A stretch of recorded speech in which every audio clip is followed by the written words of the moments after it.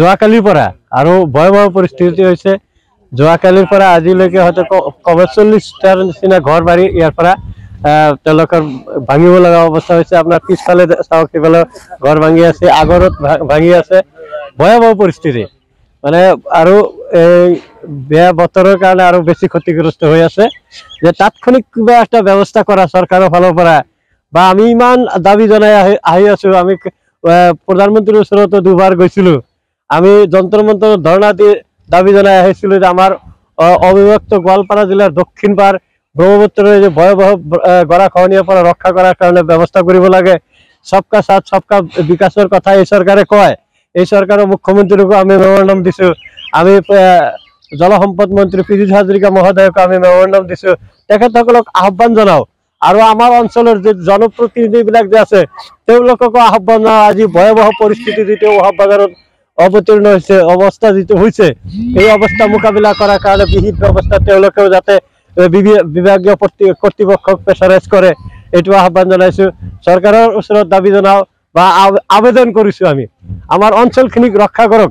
আমাৰ অঞ্চলত যি দুখীয়া মানুহ বসবাস কৰি আছে, কেইবা লাখ মানুহ আছে ফকীৰগঞ্জ অঞ্চলত।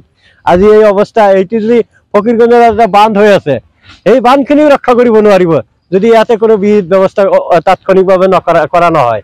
এনে অৱস্থাত আমি বাধ্য হৈ আজি আপোনাৰ প্ৰেক্ষাপটৰ জৰিয়তে ক'বলৈ বাধ্য হৈছো যে দল মত নিৰ্বিশেষে সকলো মানুহ যে ঐক্যবদ্ধ হ'ব লাগে।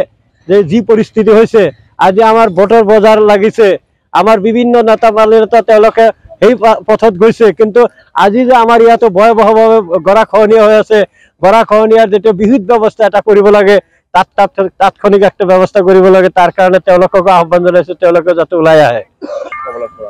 ইয়াত অলপ সেইফালে গ'লে অলপ কম আছে, এইফালৰ পৰা 50 মিটাৰো নহয়। আৰু এই যেনেকুৱা ভাঙি আছে, দুদিন যদি এনেকুৱা ভাঙে তেনেহ'লে সেই ৰাস্তা পাই যাব।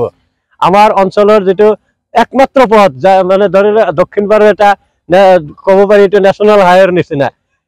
আমাৰ অঞ্চলত ৰাস্তা ঘাট নাইয়ে, এটাই ৰাস্তা। আমাৰ অঞ্চলৰ পৰা কেইবা 40-50টা গাড়ী প্ৰতিদিন গুৱাহাটীত গৈ আছে, সেইটো একটা মুখ্য ৰাস্তা।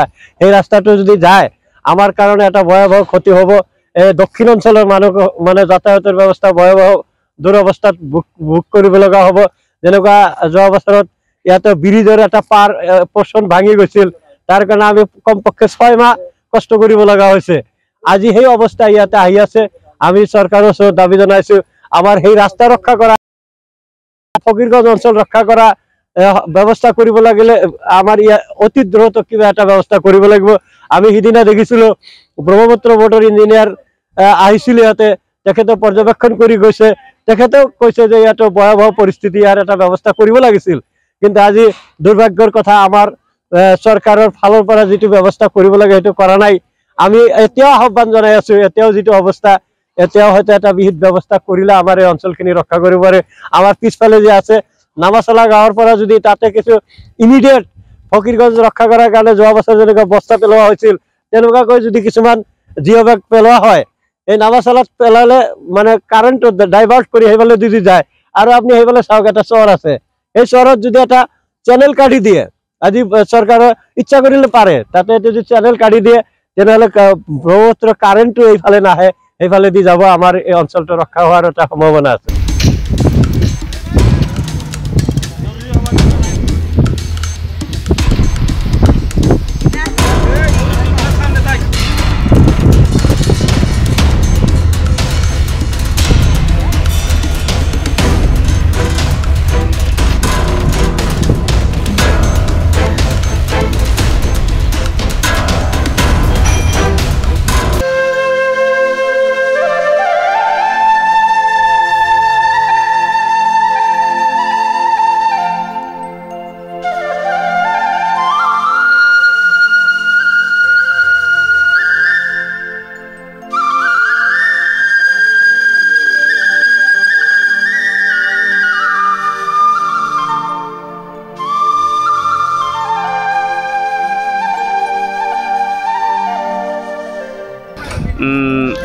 শ্ৰমিক বা সময়মতে যে ট্ৰাক্টৰ পাব, সেই সময় কিন্তু নাই এইসকল দুৰ্ভগীয়া অসহায় লোকসকলৰ। কিমান আৰু তেখেতসকলে ভাঙিব, নিৰ্মাণ কৰে, কোনোবাই সৰু এটা